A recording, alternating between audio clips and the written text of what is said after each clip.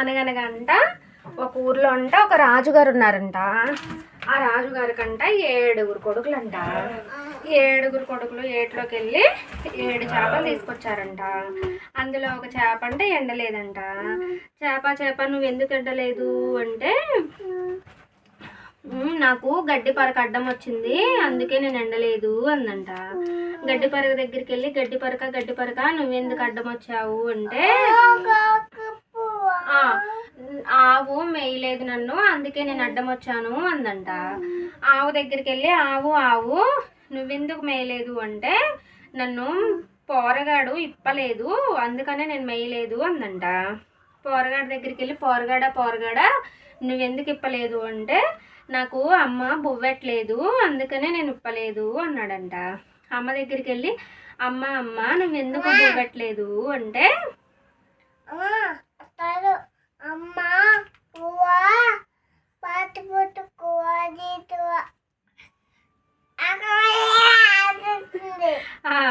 నువ్వెందుకు బొవ్వట్లేదంటే, పిల్లోడు ఏడుస్తున్నాడు, అందుకే నేను బొవ్వెట్టలేదు అందంట.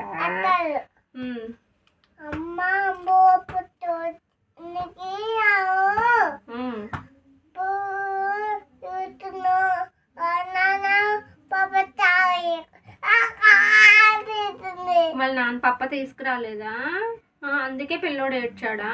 అమ్మా టీవీలో ఒక అమ్మాయి బతుకమ్మ ఆడుతుంటే ఒక అమ్మాయి ఎనప కలర్లతో నెత్తి కొడితే ఒక్క రక్తం కారుతుంది. అమ్మో, అందుకే ఎవరన్నా ఆడుకుంటున్నప్పుడు కూడా సేఫ్టీగా ఉంటేనే వెళ్ళాలి. అందరిళ్ళకి అట్లా వెళ్ళి ఆడడం. కుక్కలు ఉంటాయి చూసావా, మన వీధిలో చూసావా ఎన్ని కుక్కలు ఉంటున్నాయో, ఆ కుక్కల దగ్గరికి వెళ్ళిపోతున్నారు మీరు.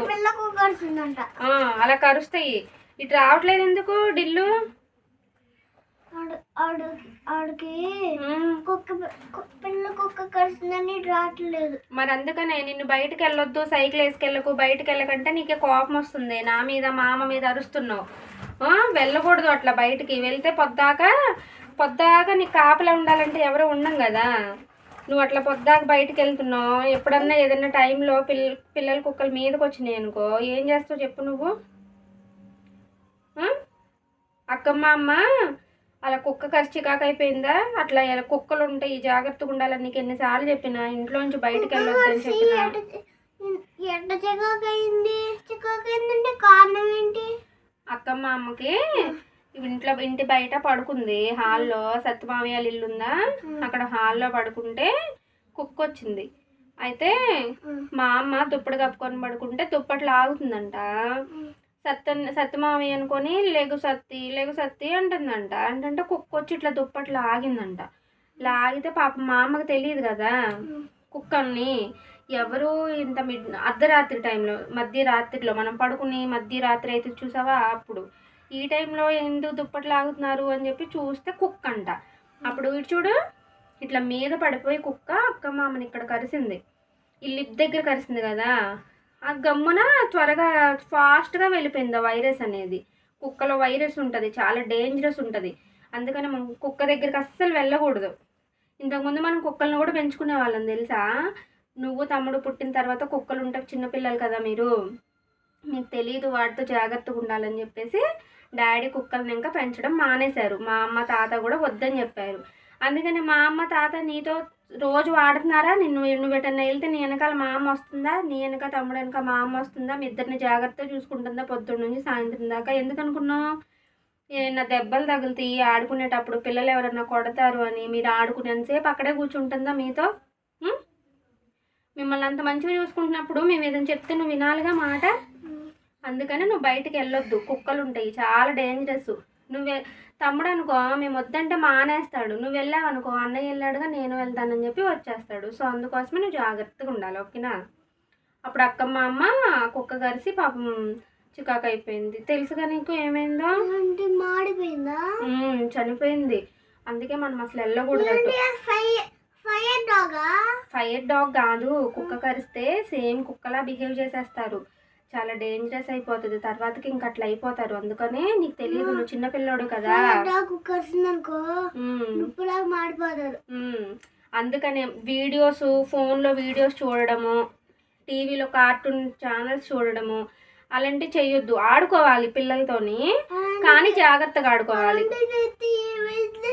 టీవీ చూసావనుకో, ఇప్పుడు మామూలుగా ఎగ్జాంపుల్ టీవీ చూస్తున్నావు, మీ మనీ మిస్ వచ్చి నీకు ఏదైనా లెసన్ చెప్పింది అనుకుందాం, ఏదన్నా ఒక పోయము, తెలుగులో పోయం ఉంది చూసావా, తెలుగు కానీ ఇంగ్లీష్ కానీ ఒక లెసన్ చెప్తుంది అనుకుందాం మనీ మిస్, నువ్వు ఆడుతున్నావు, నువ్వు అంతకు ముందు రోజు టీవీ చూసావా ఆ కార్టూన్ ఛానల్, ఆ కార్టూన్ ఛానల్లో నువ్వు ఏదైతే చూసావో అదే నీకు అక్కడ మనీ మిస్ లెసన్ చెప్తున్నా నీకు అదే గుర్తొస్తుంది.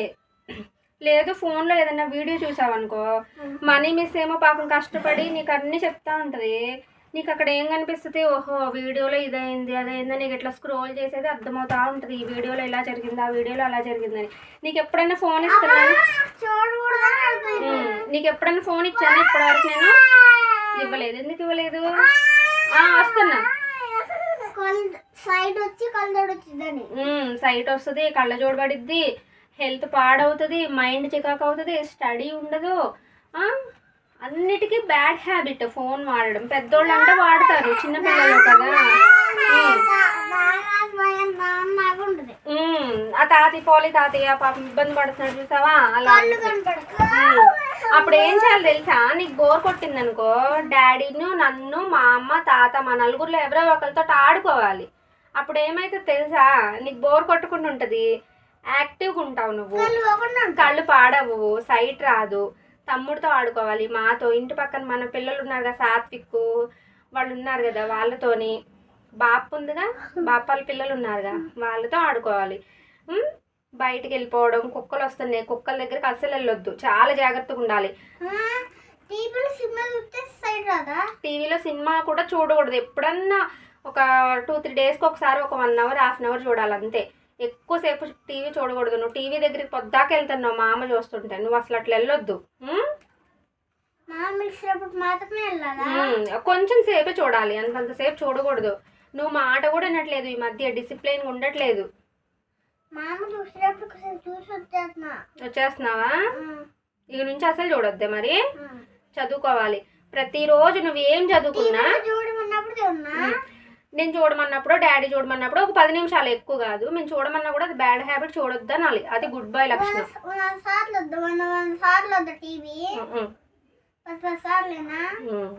ఇంకోటి ఏంటి తెలుసా, ప్రతిరోజు ABCD A to Z ఫస్ట్ది second small letters capital letters 2 రాయాలి. ఆ నుంచి బండిరా వరకు తెలుగు రాయాలి. మళ్ళీ హిందీలో ఆ నుంచి క్షేత్రజ్ఞ వరకు ప్రతిరోజు రాయాలి. అలా రాస్తూ ఉన్నావు అనుకో గుర్తుంటాయి.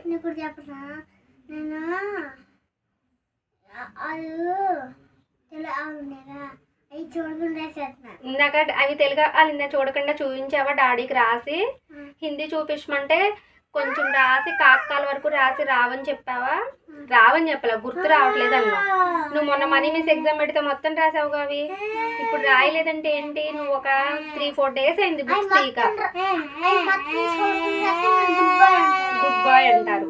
ఇప్పుడు నువ్వు ఎందుకు మర్చిపోయావు తెలుసా నీకు, ఇప్పుడు అసలు ఇప్పుడు నువ్వు ఎందుకు మర్చిపోయావు, కాకాల వరకు రాసి హిందీ ఎందుకు మర్చిపోయావు, గుర్తుందా? నీ మైండ్ పోలా, ఆల్రెడీ నువ్వు బుక్స్ తీక 4 డేస్ అయింది. సెమీ క్రిస్మస్ సెలబ్రేషన్సా, నీ బర్త్డేనా, నెక్స్ట్ డే మళ్ళీ క్రిస్మస్ అని చెప్పి అశోక్ మామీ వాళ్ళ ఇంటికి చర్చ్ దగ్గరికి వెళ్ళారా మీరు, మామీ వాళ్ళ చర్చ్కా ఇంటికా, చర్చ్కి. అలా ఈ తిరుగుడు సరిపోయింది. వర్షం వస్తుందని మళ్ళీ నీకు హెల్త్ బాగాలేదని చెప్పేసి లోపలే ఉంచామా,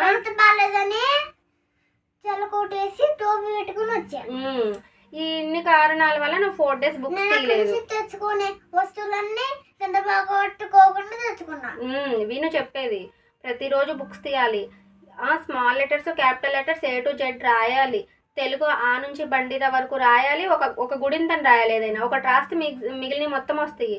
నెంబర్స్ అంటే నీకు వచ్చు, అయినా నెంబర్స్ అంత మర్చిపోము మనం. 100 కాదు 1000 వరకు వచ్చు. మధ్యలో ఒక్కొక్క లెటర్ మిస్ అవుతూ ఉంటుంది.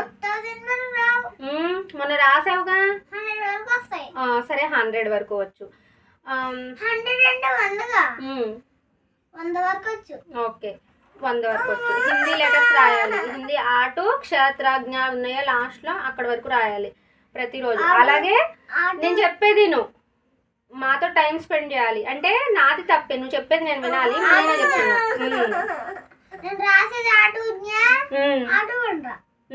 ఆటు బండిరా, ఆటుజ్ఞ, ఇవి 2 రాయాలి, తెలుగు హిందీ. తమ్ముడు ఏడుస్తున్నాడు కదా, వాడిని ఊరుకోబెట్టాలి. ఇట్లా కొంచెం సేపు మాతో టైం స్పెండ్ చేయాలి, తమ్ముడితో ఆడుకోవాలి, చదువుకోవాలి. ఓకే. ప్రతిరోజు పిల్లలతో కొంచెం టైం స్పెండ్ చేయడం వల్ల వాళ్ళు యాక్టివ్గా ఉంటారు. వాళ్ళతో టైం స్పెండ్ చేయడం వల్ల మన మైండ్ కూడా ఫ్రీ అవుతుంది, మనం కూడా హెల్తీగా ఉంటాము.